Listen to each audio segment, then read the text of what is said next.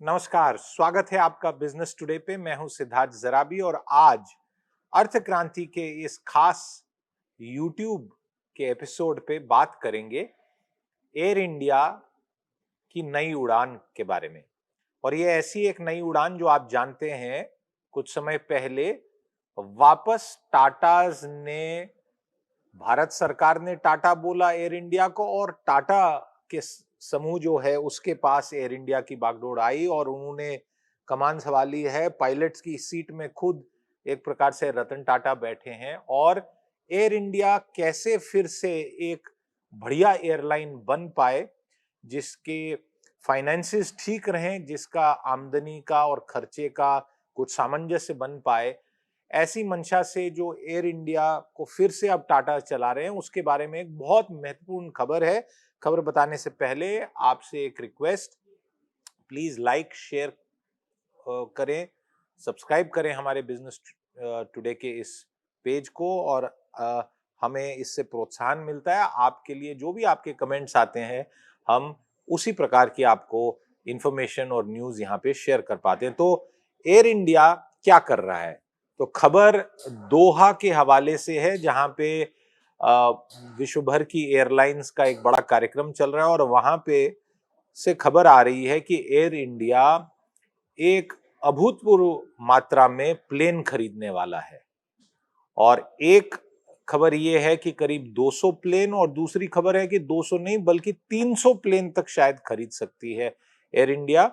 और ये टाटाज के अंतर्गत भारत का तो सबसे बड़ा प्लेन ऑर्डर होगा ही एयर इंडिया का।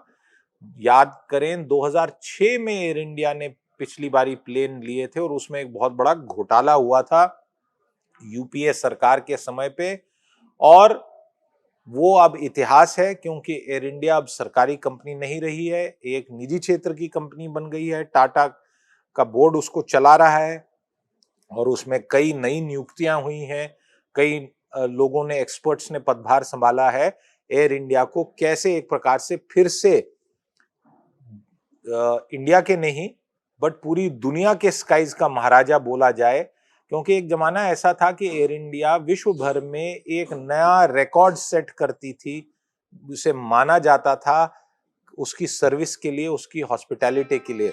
और ये कंपनी जेआरडी टाटा जी ने सेटअप की थी और इसे नेशनलाइज किया गया, एक प्रकार से छीना गया टाटाज से, और टाटाज ने कई दशकों बाद वापस उस एयरलाइन को अपने पलड़े में लिया है। और ऐसी इस पूरी स्थिति में एयर इंडिया जो ये नए प्लेन खरीदने की जो चर्चा हो रही है, इससे एयर इंडिया की भारत में उड़ान भरने की क्षमता और विदेशों में उड़ान भरने की क्षमता बढ़ेगी। और एयर इंडिया के बारे में एक चीज जो बड़ी खास है, विशेष है, वो ये है कि आज की डेट में भी भारत से अगर आपको डायरेक्ट विदाउट स्टॉप, जिसे नॉन स्टॉप कहा जाता है, अगर अमेरिका जाना हो तो दोनों तरफ एयर इंडिया ही फ्लाइट चलाता है जो नॉन स्टॉप है।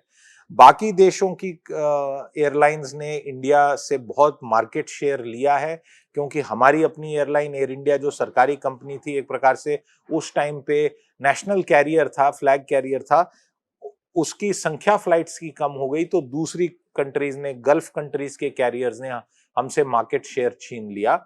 अब निजी क्षेत्र की है, फिर भी एयर इंडिया है। टाटा भी अपने, जितना टाटा का नमक आप जानते हैं उतना ही टाटा एयर इंडिया में भी इमोशनली भी और अब फिजिकली भी इन्वेस्टेड है। तो ये जो प्लेन लिए जाएंगे, इसमें से कहा जा रहा है कि बोइंग और एयरबस, दो बड़ी कंपनी हैं जो दुनिया में सिविल एविएशन के लिए जो जहाज बनाए जाते हैं, जेट्स, उनको खरीदेगी। और खुद भी एयर इंडिया के कई अपने जहाज जो अभी इस्तेमाल किए जा रहे हैं काफी पुराने हो गए हैं, इसलिए नए प्लेन से, नई सुविधा से, ज्यादा कैपेसिटी वाले भी और फ्यूल एफिशिएंट प्लेन्स खरीदने का ऐसा प्रस्ताव है। अलग अलग मॉडल एयरबस और बोइंग, और एयरबस ही ज्यादा मार्केट शेयर रखती है इंडिया में, और इनमें से अधिकांश ऐसा कहा जा रहा है कि करीब 70% ऐसे प्लेन होंगे जो नैरो बॉडी होंगे। मतलब जो आपने देखा होगा कि 3 सीट इस तरफ, 3 सीट इस तरफ, बीच में एक आइल। और उससे बड़े प्लेन होते हैं जिनमें 2 आइल होते हैं और बीच में सीट्स 4 होती हैं और दोनों तरफ 3-3 सीट्स होती है, उनको वाइड बॉडी कहा जाता है।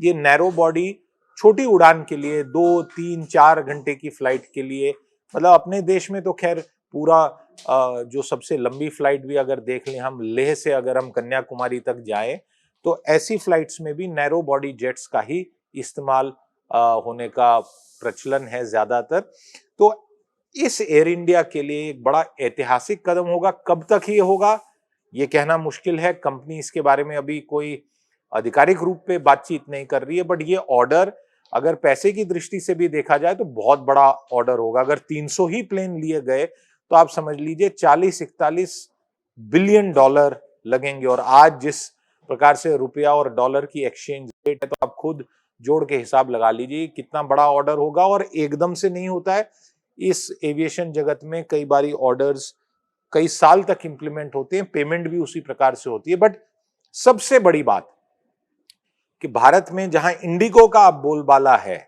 जहां सबसे ज्यादा मार्केट शेयर इंडिगो है, वो भी निजी क्षेत्र की एयरलाइन है, अब एयर इंडिया फिर से बड़े कदम उठा रहा है।